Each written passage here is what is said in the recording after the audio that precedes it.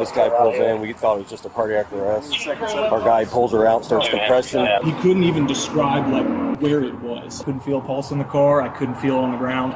When I started CPR, that's when I noticed the puddle of blood like on the back of her head just kept pouring out and getting bigger. It was awful seeing her laying there in the sun. And I'm like, why in the world would you do this? And he said to put her out of her misery. On September 7th, 2025, 77-year-old Gerald Olin Finley pulled a silver minivan into the rear lot of a fire station in Deerfield Township, Ohio, then walked around to the front door and rang the intercom. He was vague, only that someone behind the station needed help and that it would be easier to show them. He led 2 firefighters out back to the van where 79-year-old Amelia Vinicour sat unresponsive in the passenger seat. Crews began life-saving efforts, but as they worked, they realized her injuries were not medical in nature. This guy pulls in. We thought it was just a cardiac arrest. Our guy pulls her out, starts compression. Blood just starts pouring from the back of her head. He said, what happened? He wasn't really saying nothing. And finally I said, what happened, sir? And he was like, I shot her.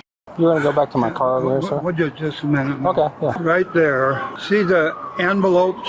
She's Jewish. And the Jewish Family Services. I've got some money that I'd like to get to them. Okay. If you would, grab that envelope there. Okay, we'll handle that in a second. Just walk back to that cruiser over there. I told you where the guns are, right? The green bag? Yeah, the green bag. Okay. They're loaded, too. Okay. Somebody pat you down already?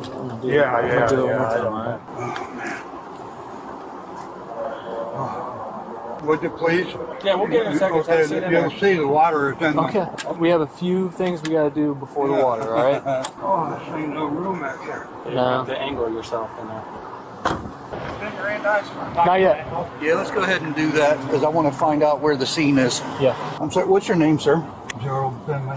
Gerald Finley. Hey, listen, we obviously have some questions to ask you, but we need to make sure that you understand your rights before we ask you any questions and have you talk to us. Do you want him to repeat those rights to you again? If I say yes and I don't really understand them, I mean, how do we? Well, if you don't understand them, we're probably not going to ask you any kind of questions. Well, that would be a good idea. Okay. If I could ask you just one question that doesn't, can we ask you where this happened at? I'm not going to ask you anything that would be incriminating or anything like that, but if there's another scene that we need to go to, we need to go there. It was in the car. It was in the van. Okay. Right here or just in the van in general? All right. Well, we're not going to ask you any more questions, okay? Did we run him at all? Or?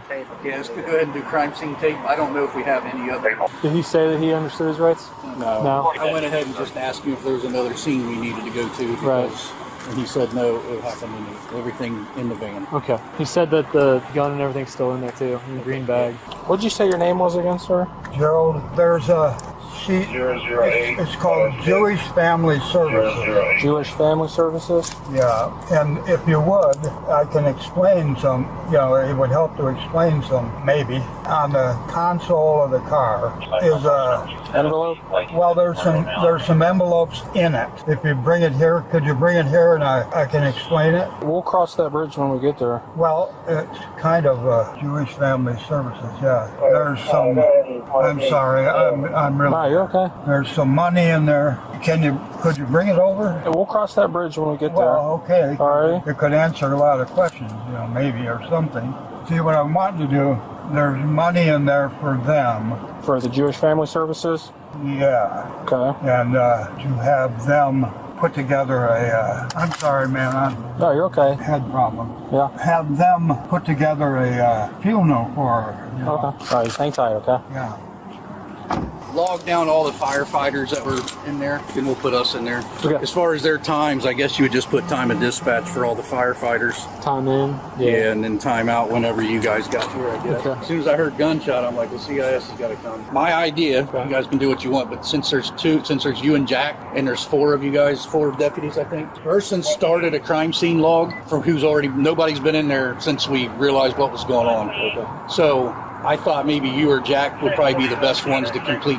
It's easier if the same person does the log the entire time, logging people in and out. Yeah. This is your immediate Yeah. crime scene area. I left it open right there. so you wouldn't have to be logged in and out if you every time you walk into the No, that's firehouse. fine, yeah. Where's she shot at? I think the head. Looks like it. Where's he at? Back of my cruiser. Back of that cruiser there. Okay. Make sure somebody stays with... He does not. We quit talking to him because he won't recognize his Miranda. Is there a language barrier? No. Hey, I'm Detective Brandon Absher. I'm with the Sheriff's Office here, okay? I know this sounds ridiculous, okay, but the van is full of bed bugs. Okay. Oh, I appreciate the heads up. Our apartment is full of them too. Your apartment's full of bed bugs too? Okay, I appreciate the information, boss. Just tell you this real quick because I do want to get you back to the... Do you have any bed bugs on you right now, do you think? Not that I know of. I don't see of anything on you, But she might. Okay, I want to get you back to a place where you're kind of away from here, and I'll be up there to talk to you. How come they can't cover her up? They're going to be doing that now, but they were waiting for me to come and take a look at stuff, okay? So we're going to do that once I take a look, but I'm going to get you out of here back to over at the Sheriff's Office post here in Deerfield because I don't want you to be here and seeing all this and all that, okay? But I just wanted to tell you something before you go, okay? What's your highest level of education? Did you graduate high school? Oh, yeah. Okay, did you go to college or anything? Junior college. Junior college? Okay, you can read and write, doing all that, right? Yes. Okay, so I'm going to just advise you of this, and then I'll be up to the post to talk to you just to see what's going on here, okay? We could always... I have a right to remain silent, and that... Well, yeah, but I mean, I just want to make sure you understand what I just told you. I mean, that's just... No, will I violate my right to remain silent? I mean, it's up to you. I'm not trying to be a hard... You can see I'm not getting frustrated with you. I'm just trying to understand you is all. It's a common question. I will say it's a common question I ask people anytime that I tell them that, and I just look for a yes or no answer is all I'm looking for. I know that. Well, how about I have this deputy transport you back over to the post? Okay, I'll wait to talk with you back. You want to talk to me back at the post? Yeah. Okay. Privacy matter? Yeah. Okay. Not, I'm sitting here, I can't. So just clarifying, you do want to talk to me back at the post then, right? Yeah. Okay. Investigators later determined the incident occurred earlier that afternoon before Finley arrived at the fire station and that he led responders to the vehicle parked behind the station. Logan, so this gentleman pulls in, he comes up to the front door to the station, right? Correct. And then just tell me what happened from there. He rang the front doorbell. Jared picked up the phone, started talking to him. I knew that it was the front doorbell, so I just started walking to the front. When I got there, he was up there, like kind of out of breath talking, but still like really calm. And he was just being real vague about what was happening. He just would say like, there's something back there, like back in the woods. And I would be like, the winding trail's back there. So I thought maybe he was talking something like back there. He said, no, back by the equipment. I'm like, back by like the garage doors. I said, well, what's going on? He said, it'd be easier if I showed you. So, okay. About that time, Jared came in. I'm like, is there somebody back there? He said, yes, there's somebody in a car. So I told Jared, just go to the back of the building and see what's back there. I'm staying with this guy for now. He doesn't look like he's the healthiest.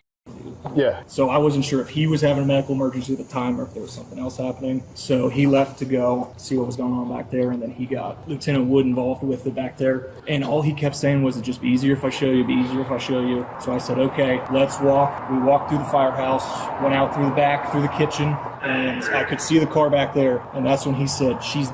I said, what? He said she's... They had made contact already. They looked like they were speeding up some process that they were doing. So then I ran over and left him a little bit, but he was walking towards us still. And that's when we found her. So the only remark he made to you was that she's At that time, yeah. at that time? Yeah. Okay. He was super vague about what happened. He couldn't even describe like where it was. He just kept saying back there, back there. Didn't say back of the firehouse. Was he just pointing to this direction where the vehicle was located? Okay. Yeah, he Okay. was pointing like at me because I was in that direction of where he was pointing, just towards the building. Jared, I'll just move on to you since you're sitting right there. Tell me a little bit about, besides what Logan told me. Same thing. So he went to the door once we heard the phone ring. Knew it was the intercom at the front door, so I picked up the phone and just said, "Hey, are you guys?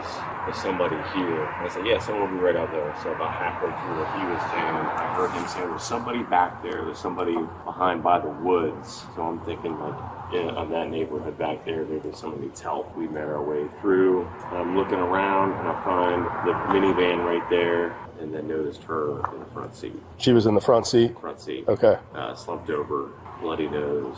I mean, obvious signs of trauma, obviously. Not immediate. Not immediate? Not immediate. Okay. That's when I called for him. Hey, we got a non-breather. Let's expedite this. Started. He pulled her out of the car and noticed blood going from the back of her head. You pulled her out, Logan? Yeah. And then that's when you noticed, you said you noticed the blood coming out? Yeah, I pulled her out, just bear hugged, grabbed her, pulled her out, started CPR on her because she had no pulse. I couldn't feel a pulse in the car. I couldn't feel it on the ground. When I started CPR, that's when I noticed the puddle of blood, like on the back of her head, just kept pouring out and getting bigger. But I didn't notice any blood in the vehicle, aside from some dried blood, like on her nose. So no spatter on the headrest or anything that caught your attention right away? I was down there doing CPR and saw the blood and massive amounts of it coming out. I looked up in the car and there's like a mist up on the ceiling. On the ceiling of the vehicle? And then I asked him, I said, what happened to her head? What happened to her head? Because something happened to her head. There was like some blood over on like this left portion of her temple that looked oddly placed. I don't know if that was the entry wound or not, but I couldn't feel for like an exit wound if it was just small. I couldn't, my fingers didn't go into her head or anything. She's got some sort of massive head trauma that just happened. Okay. Anything else from you? Did you hear him saying anything at that time? Like was that he was speaking to Chief Todd. Okay. I'll separate the interview so that way I can keep them organized. So tell me your involvement and what you heard and saw and stuff like that. We were told by Jared that, hey, we got somebody in a car out back. I'm like, okay, so I followed Jared out. As I came out, I could see in the front passenger that there was a female slumped in the chair. At that time, I got on the radio, dispatched, actually doing the intercom, saying, hey, we've got a possible cardiac arrest in the back lot. Jared opened the door, checked for a pulse. At that time, when I saw Jared checking for a pulse, I looked to my right, and walking down the drive was the driver of the vehicle, including Logan as well, walking around the firehouse. Jared said no pulse. That's when I switched to county, called out cardiac arrest, non-breather in the back. As we're working through, Logan got her to the ground. I walk over, start grabbing gloves, equipment, also doing radio traffic with county, stating what was going on. As we started working her, that's when I could also hear, hey, I shot her. Then from there, we continued, decided, hey, no obvious signs of life. We need to call medical control. Jared made the call to a doctor, giving us a TOD so we could stop resuscitation efforts. And then we made sure I pulled everybody away from the scene. Hey, it's a crime scene. SO finally arrived, and you guys took over the scene. Okay, sounds good, man. I appreciate it. So you made contact with the male that showed up at the firehouse here, right? They were already, I was up front of my office, and I thought but there was some other chatter going on, so I thought I'd heard him say a cardiac arrest in the parking lot. So I came out here, stood there for a second, but I could see guys moving pretty quickly, so I figured we have something going on out there. So I ran over to the ambulance. I'm like, hey guys, you get your stuff. I'll drive it over to the side lot, thinking that's where it was at. Yeah. I believe Lieutenant Wood said, no, it's right here. I go back. The guys are doing their thing. They're starting CPR, providing care. And that's when I noticed the big, large amount of blood coming out from behind my head. And I'm like, automatically, I was thinking a gunshot, like that was significant trauma. Yeah. I'm like, did she get shot? You could hear the gentleman say, yeah, I shot her. So you heard him say that? As soon as he said that, I was like, okay. So I went right to him. Okay. I just immediately, like, you got anything on you? No. I started to pat him down because I wanted to make sure, at that point, he's like, no. The guns are in the vehicle. Did he say gun or guns? Guns. Okay, so plural. Two guns in the vehicle. And I'm like, why in the world would you do this? And he said to put her out of her misery. Anything else that you need to add or anything? Okay. At that point, I just stayed with him just because. Okay. Yeah. Both firearms in the van had belonged to Vinokur's late husband, and she kept them in her bedroom. Searching the apartment, detectives found the remaining ammunition still in her closet, leading the lead investigator to conclude Finley had gone into her room and taken the firearms before the two ever left. Evidence recovered during the autopsy matched the caliber of one of them. You just have a seat anywhere on that? You got one of those things that... Yeah. The taser? Yeah. Yeah, that's what this one is. Oh, okay. Yeah. Have you ever... I'd heard that they do you guys so you know what... Yeah, I got it. It was miserable. It locked me up and hurt. Uh-huh. God, it was awful seeing her laying there in the sun, uncovered, man. It's just protocol. This is what we had to do until a detective gets there. Were you ever in the service? What branch? The Army. How long were you in for? Still in. I'm still in the National Guard. Been 8 years. Yeah, I was in 66 to 68, combat engineer, Vietnam. I joined engineers because of combat engineering, so. You read the rights. Mm-hmm. First one, I think, is that you have a right to remain silent. Then when you get done, you ask, do you understand these rights as I read them to you? I don't know. I'm going to exercise my right to remain silent. Promise to tell the truth, the whole truth, nothing but the truth. People say yes. Well, there's two kinds of people that will say yes. People that are going to tell the truth and people that aren't going to tell the truth. Yeah. So to have them swear that oath is meaningless. Finley was charged with aggravated and felonious assault. He described it as a mercy he had been considering for about a week, but he could never name a single illness she had, and the autopsy found none. He pleaded guilty and was sentenced to 18 years to life.